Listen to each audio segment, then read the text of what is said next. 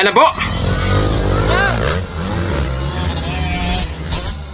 Final na po yan. Final ladies category. Ladies category mga idol.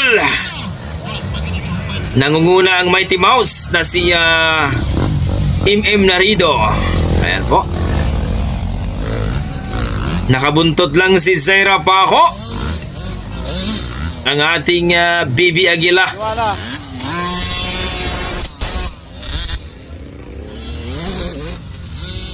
At dito natin makikita mga idol yung pagka-legend ni Zaira Paco. Batang maliit pero legend na pala. Ini, kailangan pikitan si Zaira.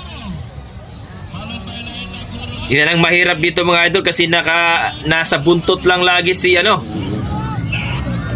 Nasa buntot si Zaira Paco ni MM Narido mga idol. Na kunting mali lang ni MM Narido dito sigurado ka talaga